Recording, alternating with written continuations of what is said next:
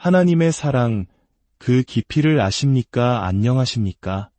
삶의 지혜와 역사의 숨결을 나누는 시간입니다. 여러분, 사랑이란 무엇일까요? 우리는 사랑이라는 말을 참 많이 사용하지만 그 진정한 깊이와 가치를 온전히 이해하고 있을까요? 한 사람의 가치를 알려면 그 사람을 가장 사랑하는 이가 그를 위해 무엇까지 포기할 수 있는지를 보면 알 수 있다고 합니다. 오늘 우리는 인류 역사상 가장 위대한 사랑 이야기에 귀 기울여 보려 합니다. 바로 하나님께서 우리를 위해 어떤 값을 치르셨는지에 대한 이야기입니다. 이 이야기는 어쩌면 당신이 평생 가지고 있던 사랑에 대한 생각을 완전히 바꾸어 놓을지도 모릅니다. 오늘 이 이야기가 여러분의 마음에 깊은 울림을 준다면 이 축복을 주변의 소중한 분들과도 함께 나누어 주십시오. 여러분의 나눔을 통해 하나님의 은혜가 더 널리 퍼져나가기를 소망합니다. 이야기는 아주 오래전 믿음의 조상이라 불리는 한 남자 아브라함으로부터 시작됩니다. 창세기 22장, 하나님께서는 아브라함을 시험하시며 말씀하셨습니다. 아브라함아, 그가 대답했습니다. 제가 여기 있나이다. 하나님께서는 아브라함에게 상상조차 할 수 없는 명령을 내리십니다. 내 아들, 내가 사랑하는 외아들 이삭을 데리고 모리아 땅으로 가서 내가 내게 일러준 한 산 거기서 그를 번제로 드리라. 내 아들, 내가 사랑하는 외아들, 하나님께서는 왜 이렇게까지 강조하셨을까요? 당시 아브라함에게는 이스마엘이라는 또 다른 아들이 있었지만 하나님의 눈에는 오직 이삭만이 약속의 아들, 영으로 낳은 아들이었습니다. 이는 우리에게 놀라운 소식을 전해줍니다. 하나님께서는 우리의 육신적인 모습이나 과거의 실수가 아닌 그리스도 안에서 영으로 거듭난 새로운 존재, 바로 지금의 우리를 보신다는 것입니다.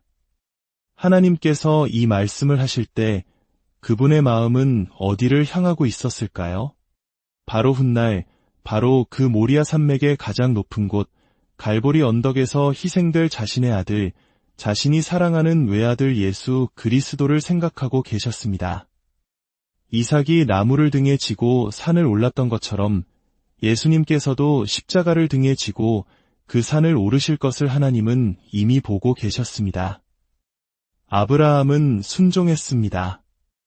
아들을 제단 위에 눕히고 칼을 들어 그의 생명을 거두려던 바로 그 순간 하나님의 사자가 그를 급히 막아섰습니다.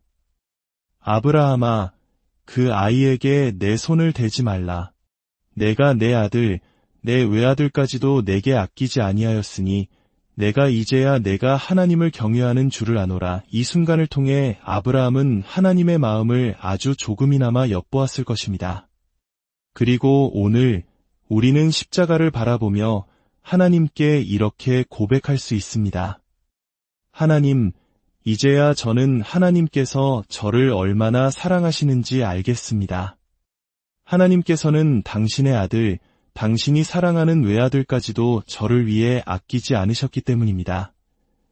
여러분은 하나님께서 그의 아들을 얼마나 사랑하셨는지 알기 전까지는 하나님이 여러분을 얼마나 사랑하시는지 결코 온전히 깨달을 수 없습니다. 하나님은 그토록 사랑하는 아들을 바로 당신을 위해 내어주셨습니다. 고대 이스라엘에서는 죄를 지으면 흠없는 어린 양을 제물로 가져와야 했습니다. 죄를 지은 사람이 양에게 손을 얹으면 그의 모든 죄가 순결한 양에게로 옮겨지고 반대로 양의 의로움과 깨끗함이 죄인에게로 전가되었습니다. 우리가 누구이기에 하나님께서 자신의 아들을 우리를 위한 희생 제물로 내어주셨을까요? 우리는 스스로를 그렇게 가치 있는 존재라고 생각하지 않을 때가 많습니다. 하지만 하나님의 생각은 다릅니다. 하나님께서는 우리에게 주시는 것보다 더 주기 원하시는 분이며 우리가 치유받기 원하는 것보다 더 우리를 치유하기 원하시는 분입니다. 그분의 마음은 선하심으로 가득 차 있어 누군가 그 선하심을 받기를 거부할 때 아파하십니다. 하나님을 가장 슬프게 하는 것은 우리가 모든 것을 스스로의 힘으로 이루려 하고 무언가를 얻기 위해 애쓰고 자신의 노력으로 하나님의 축복을 벌려고 할 때입니다. 하나님께서는 아무런 자격 없는 우리에게 그분의 놀라운 은혜를 값없이 부어주시길 원하십니다. 마치 한국 문화에서 어른이 무언가를 주실 때 공손히 두 손으로 받는 것이 예의인 것처럼 우리는 하나님께서 주시는 은혜를 겸손한 마음으로 받아야 합니다.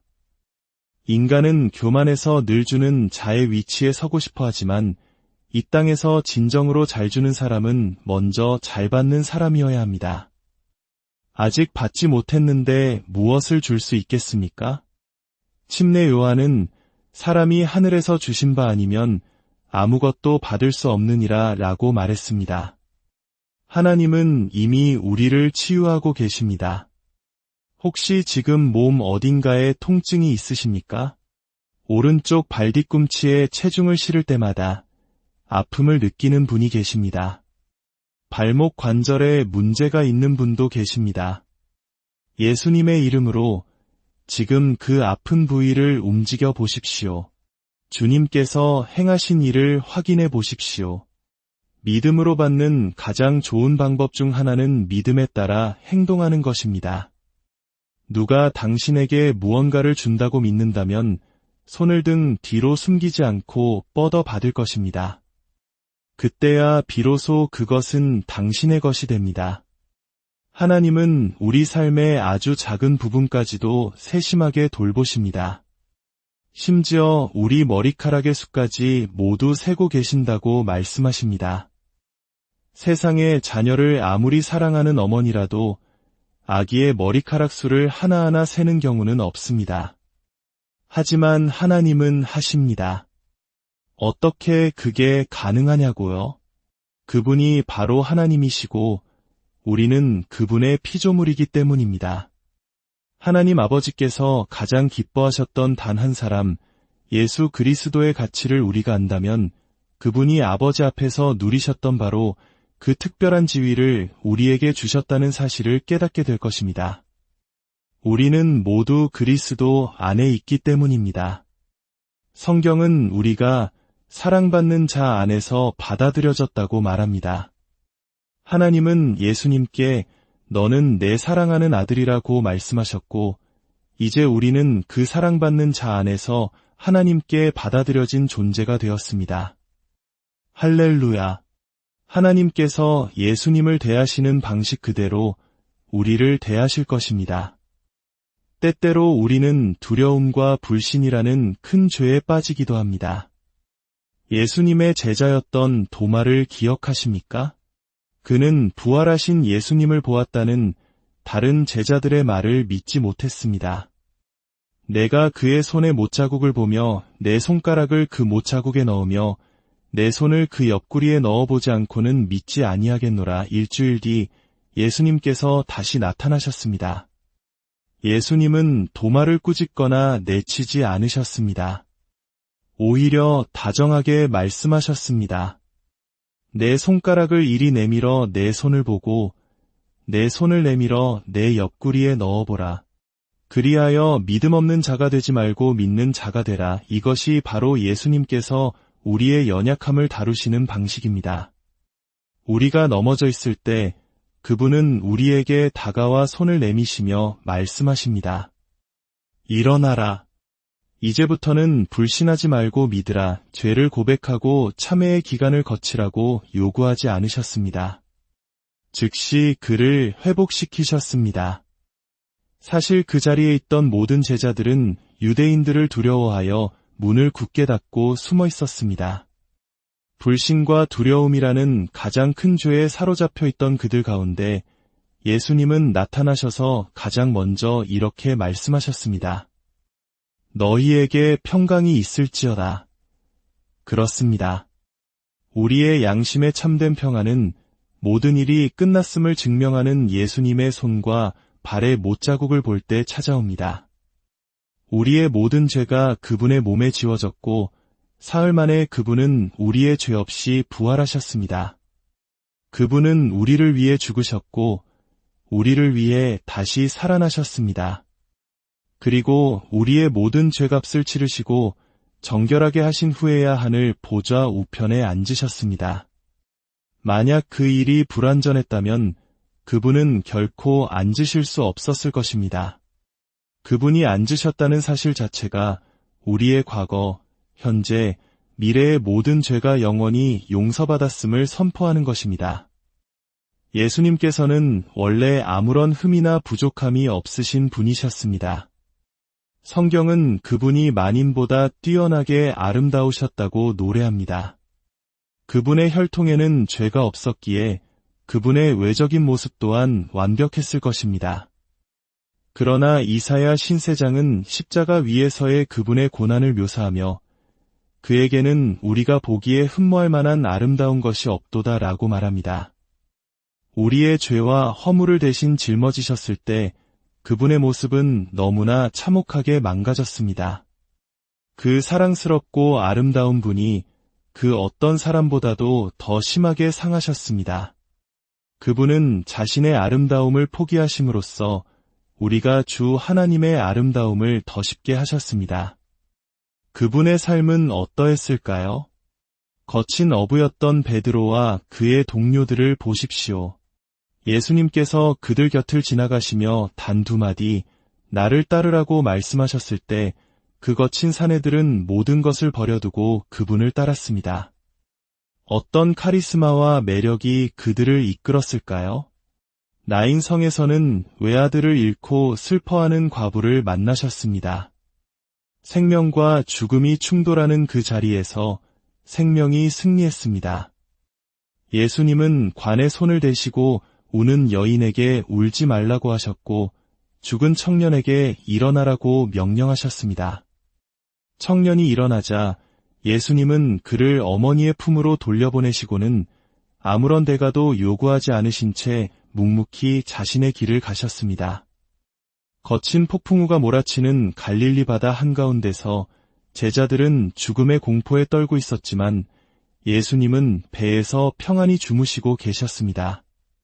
폭풍이 그를 깨우지 못했지만 주여 우리가 죽게 된 것을 돌보지 아니하시나이까 라는 제자들의 절규가 그분을 깨웠습니다.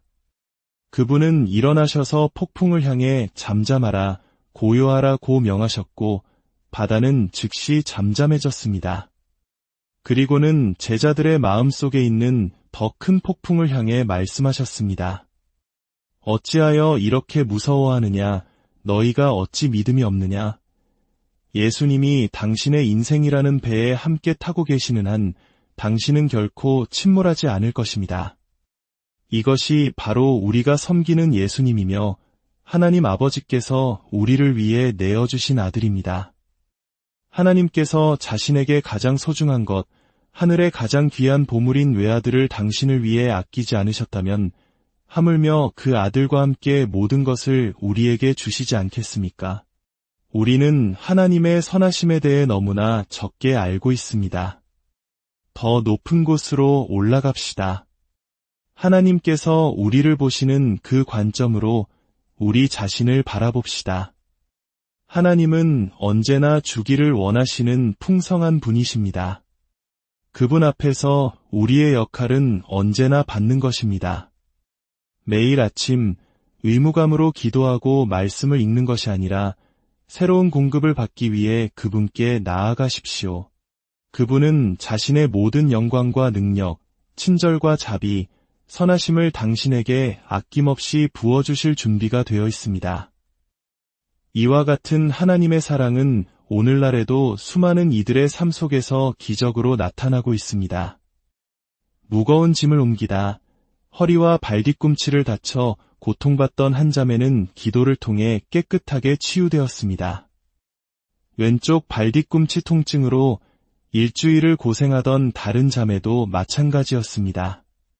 무거운 물건을 들다 어깨 근육을 다친 형제, 남아프리카에서 온 한 신사는 왼쪽 어깨의 외상이 사라졌고 며칠 동안 고관절 통증으로 약을 먹어야 했던 자매는 이제 고통 없이 춤을 출 수 있게 되었습니다.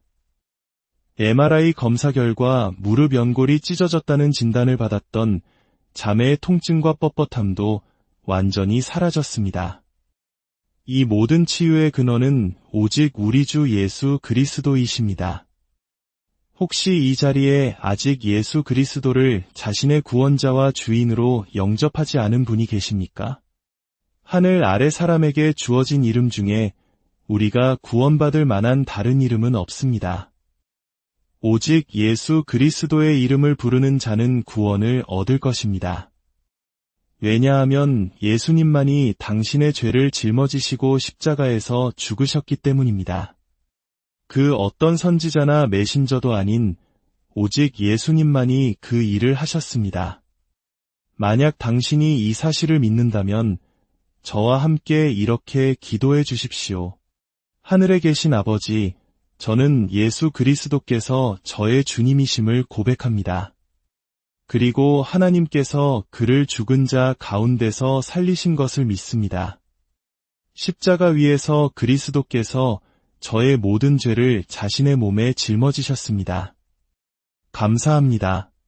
아버지, 저는 이제 사랑받는 자 안에서 받아들여졌으며 그리스도 안에서 새로운 피조물이 되었습니다. 예수님의 이름으로 기도합니다. 아멘. 사랑하는 여러분, 다가오는 한 주 동안 하나님 아버지께서 예수님의 이름으로 여러분과 여러분의 가정에 새로운 복을 더하시기를 축원합니다. 여행을 계획하고 있다면 그 모든 여정에 하나님의 크신 은혜가 함께하기를 기도합니다. 모든 질병과 감염으로부터 당신과 사랑하는 이들을 보호하시고 지키시며 가장 좋은 시간에 가장 좋은 장소에서 그분의 선하심과 은혜를 누리게 하시기를 바랍니다. 주님께서 친히 당신을 사랑하십니다. 예수님의